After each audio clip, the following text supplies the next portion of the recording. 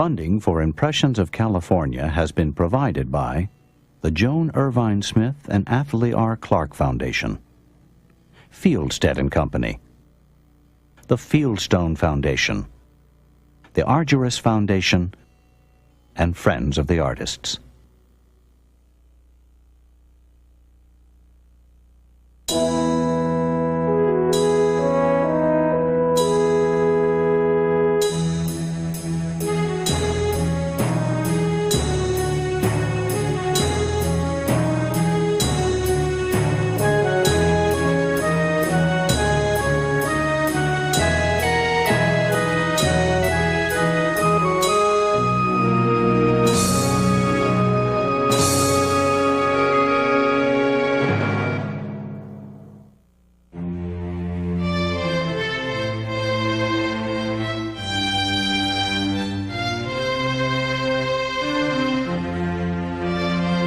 I question whether there is any other place where nature courts and encourages and inspires the artist with such a variety of subjects, such opulence of color. There can be no other place where the climate lends itself to such free and spontaneous expressions in terms of art. So wrote the artist William Lees Judson about the landscape and climate of Southern California. In describing the appeal of the Southland, Judson could have been speaking for many other early landscape artists who were attracted by its wide-ranging natural beauty and sunny Mediterranean climate. In the first few decades following California's statehood, however, the landscape of Southern California was known to relatively few artists. During that time, San Francisco was the state's undisputed cultural capital, and Los Angeles was still a quiet rural town where cattle were more highly prized than art.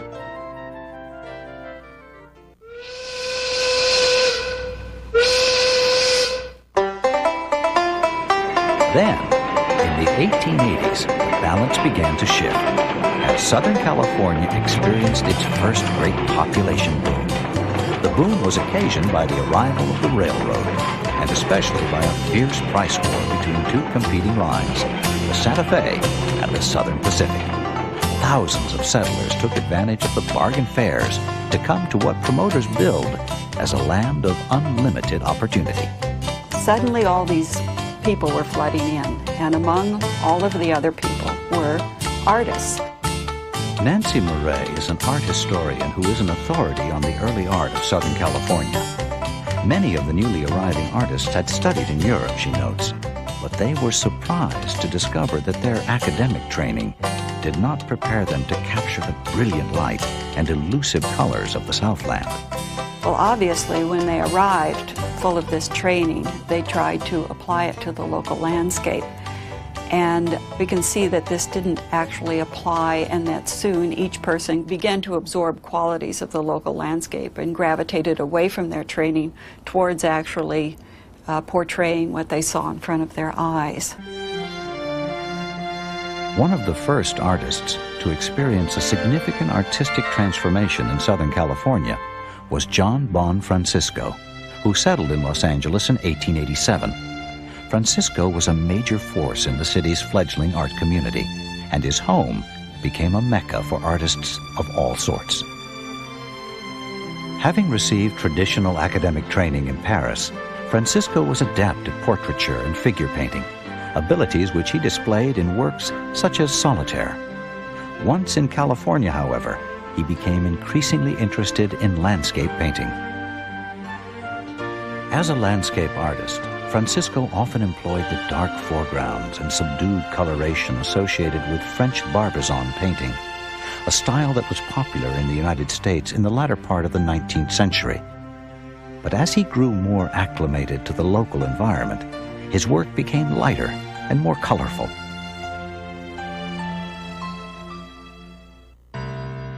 Francisco's effort to capture the landscape and atmosphere of Southern California was paralleled by that of another early artist, William Lees Judson, who experienced an even more dramatic artistic rebirth. While living in Chicago in 1893, Judson was informed by his doctor that he had only 6 months to live. Wanting to spend his final days in a warmer climate, he moved to Southern California. The remarkable renewal that followed is recounted by Judson's great-grandson, Walter Judson. As he said, the climate was salubrious. He began to feel better, and I think a good portion of that was that his eyes were opened again. He looked around the Golden State, and he saw the beautiful hillsides. He saw the oaks in great fields of gold, all that sort of thing. And it somehow revitalized him. And at that point, he started painting more and more landscapes. Renewed in both body and spirit, Judson went on to live another 35 years in Southern California. He played a leading role in the artistic community that was developing along the Arroyo Seco, a beautiful wooded ravine that stretches between Los Angeles and Pasadena. He founded the School of Fine Arts of the University of Southern California, and he was also a prominent figure in the local arts and crafts movement. The arts and crafts movement sought to create a unified approach to the arts and to end the artificial separation between the so-called high arts and the decorative or applied arts. It also emphasized a simple and balanced way of life. The movement was highly influential in Southern California, especially because of its strong orientation toward nature. Emphasis on nature is fundamental to the arts and crafts movement, of course. Robert Winter is an architectural historian who has written widely on the arts and crafts movement. The idealism of the movement struck a deep chord in California, he points out, in part because of the state's well-established identity as a land of hope and opportunity.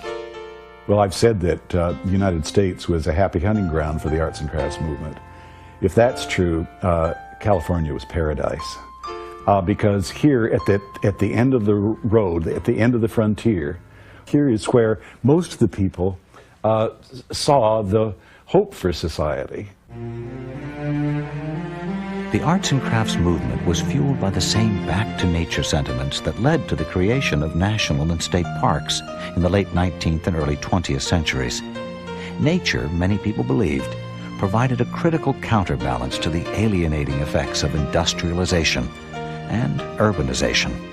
And the people in the arts and crafts movement had the feeling that if you had beauty in your life, and you could live with beauty, that your mental attitude, your physical attitude, your spiritual attitude would improve. So the arts and crafts movement in Southern California was to take this feeling of beauty of nature and bring it into the house. One way in which beauty could be brought into the home was through art, and especially through landscape art. Thus, the arts and crafts movement created a cultural climate in Pasadena and along the Arroyo Seco that was highly favorable to landscape painting. Many artists settled in the area at the turn of the 20th century, including Elmer Wachtel and his wife, Marion Cavanaugh Wachtel. Wachtel prided himself on actually going out into the rugged terrain, identifying picturesque views, putting them down. I myself think he was one of the first ones to establish these views that later artists then repeated over and over, so to speak. Elmer and Marion Wachtel depicted similar scenes in their landscape work, but while he was noted for his oil paintings, she became famous for her subtle and highly sophisticated watercolors. And hers were lovely and subdued and peaceful and lyrical.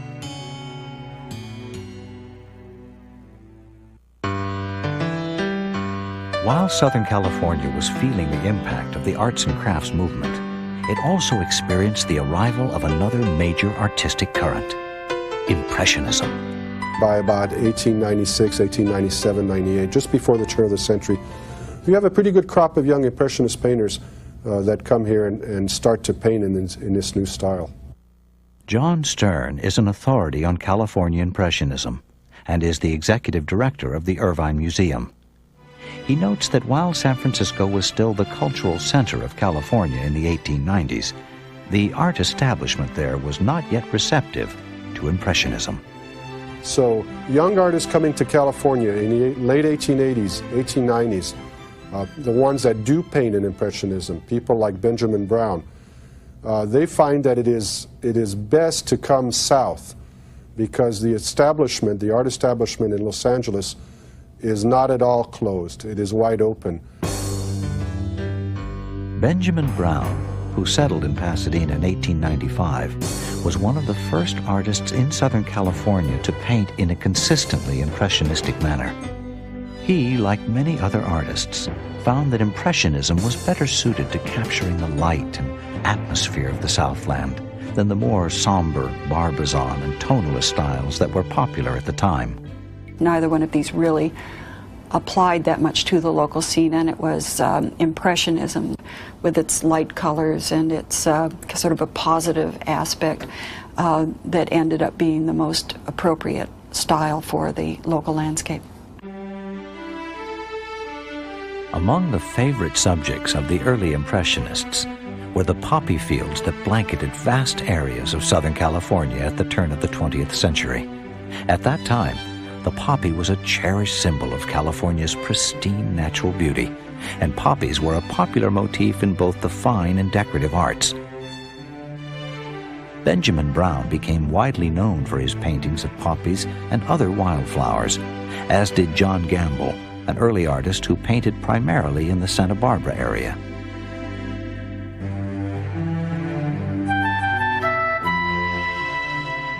Another important factor in the growing popularity of Impressionism among artists in Southern California was its emphasis on working directly from nature.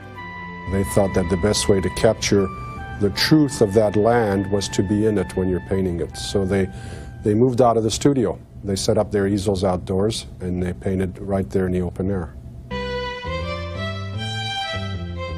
This way of working outdoors directly from nature is known as plein air painting.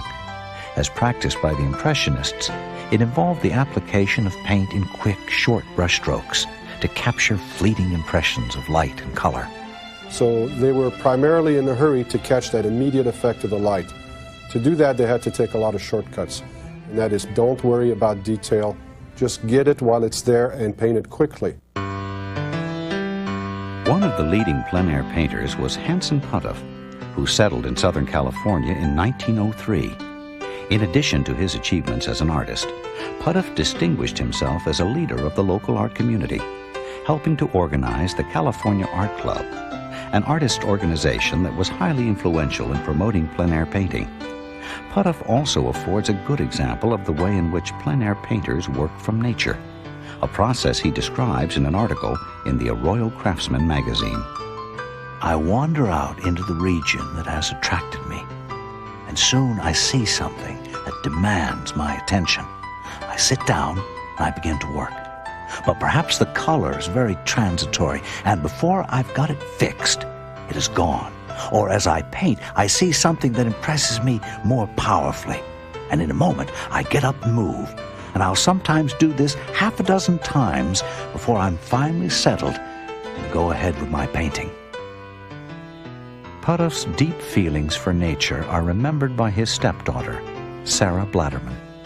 My stepfather felt very, very comfortable with nature. He felt he belonged with nature, enjoyed being out in nature. He didn't impose himself.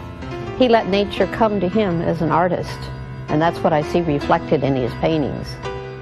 There's a great deal of reverence in his work, in his feel towards nature. One aspect of nature in Southern California that was particularly fascinating to Hanson Puttoff was the atmospheric haze that filters the light and softens many features of the land.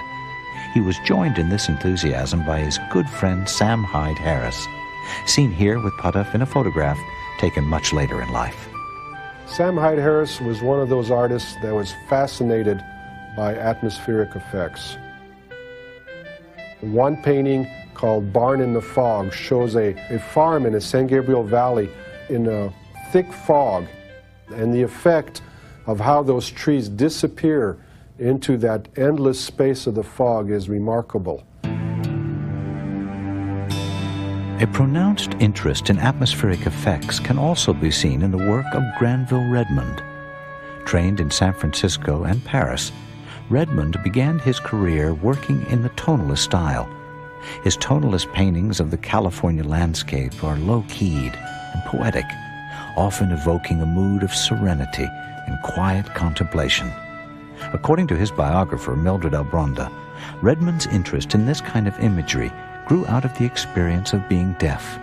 Redmond often expressed the interest in painting silence and solitude, and the beauty of it, the serenity of it.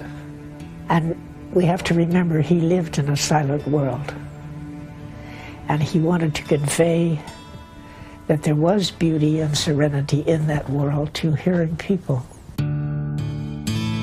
Granville Redmond lived and painted throughout California, often depicting a subject with which he felt a strong personal identification, the sturdy and long-lived California oak.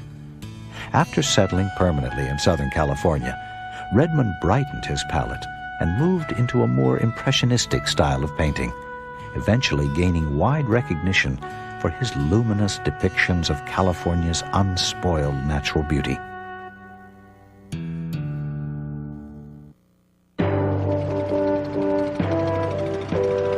In the early years of the 20th century, as the growing population of Southern California created an ever-expanding market for art, many more artists settled along the Arroyo Seco and in adjacent areas. They included such prominent figures as Jean Mannheim, Jack Wilkinson Smith, and Franz Bischoff. Bischoff, who had been born in Austria, built a home overlooking the Arroyo in 1906. Prior to his arrival, he had gained fame as a porcelain painter, but once in Southern California, he began to move in a new artistic direction.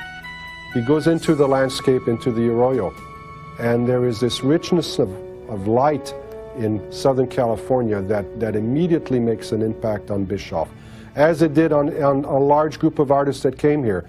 And Bischoff falls right into this pattern and becomes a landscape painter and ends up traveling all over the state. Exhilarated by the experience of plein-air painting, Franz Bischoff grew increasingly adventuresome and expressive in his landscape work. Bischoff's canvases seem like they're lit from inside. They have that deep, deep sense of color that comes out at you. And his forms have a big Art Nouveau bend to them. He loves the way a tree flows against the background. When he's in Carmel, Monterey, he is fascinated by these wonderful lines of the Monterey cypresses. In the 1920s, Franz Bischoff became ever more subjective in his use of color. This is particularly evident in his paintings of the Sierras and the canyon lands of Utah. Bischoff becomes fascinated with these very bold color harmonies, and he is going into the emotional, the psychic content of the painting as opposed to a purely visual description of the scene. Of all the major Impressionist painters working in Southern California, the one who had the most direct connection with French Impressionism was Guy Rose. Born and raised in the San Gabriel Valley, Rose attended art school in San Francisco, and then, as was common at the time, he went on to Paris for additional training. During his years at the Académie Julian, he received a strong grounding in French academic painting. Critical recognition followed quickly, and in 1891, his painting, The End of the Day, was accepted into the prestigious Paris Salon. While Guy Rose was still studying in Paris, however, something happened that was to change his life. He discovered the Norman village of Giverny, where the famous French Impressionist Claude Monet was living. Rose was fascinated by the Impressionism that was being practiced in Giverny. He was also drawn to the simple way of life he found there, a way of life that, according to his great-nephew Roy Rose, reminded him of his experiences growing up on a ranch in Southern California. Guy felt at home in Giverny, I believe, because it was so close to the type of life that he had been raised in originally. He was very close to the cosmopolitan Paris, but yet so far away out in the country, and he liked the peasant type of life. Rose was only one of a number of young American artists who were strongly attracted to Giverny. They took to the town, they enjoyed the beauty of the town, and got interested in painting the town and the area surrounding it. William Gertz is an art historian at the City University of New York who is a well-known authority on American Impressionism. He describes Claude Monet's stimulating influence on the American artists in Giverny. None of them studied with him, but Monet always said, go to nature, that he was not a teacher. Nature would be the teacher. What I think was that they found their work in Giverny to be liberating. Somehow the closeness to Monet led some of them to experiment with Impressionism. Guy Rose and his wife Ethel fell in love with Giverny, and they lived there for 8 years, from 1904 until 1912. During that time, they had some social contact with Monet, and they also enjoyed the company of a close-knit group of Impressionist painters who worked there, including Frederick Frieseke, Lawton Parker, Richard Miller, and Olson Clark.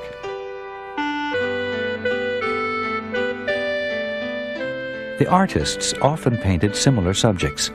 Here, for example, are 3 works painted along the River Ept in Giverny. First, Frederick Frieseke's painting, Lady with a Parasol. Then a painting by Lawton Parker entitled The Orange Parasol. And finally, Guy Rose's painting, The Green Parasol. All 3 works depict the same model, Frederick Frieseke's wife, Sarah.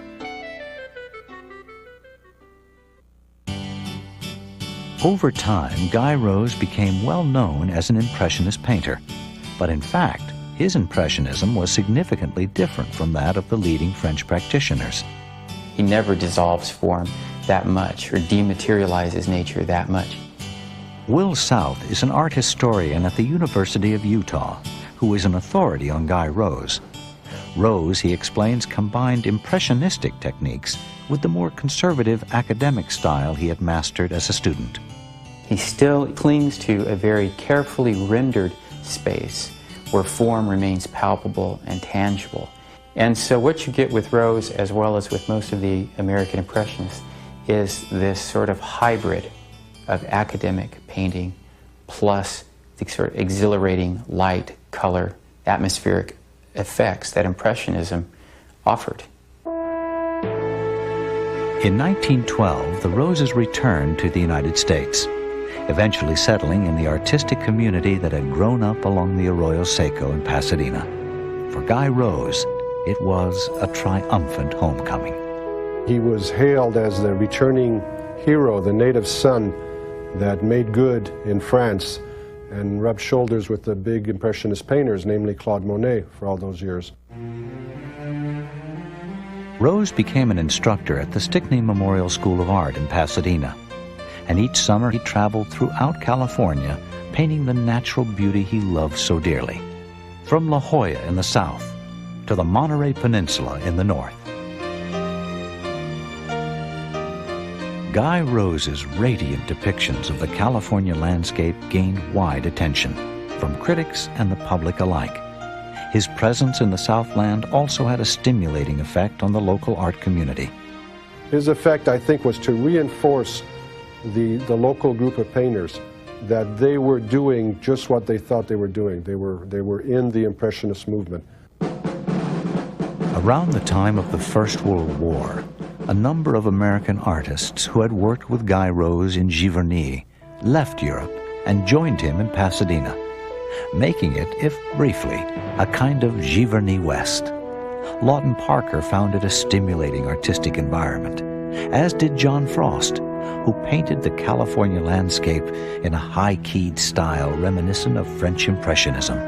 Then a number of his Giverny colleagues joined him at the Stickney School in Pasadena. Richard Miller taught there for a while. Olson Clark came back at the very end of that decade, so that the Giverny tradition continued back here in California. Like his friend Guy Rose, Olson Clark was a highly accomplished and widely traveled artist when he settled in Pasadena.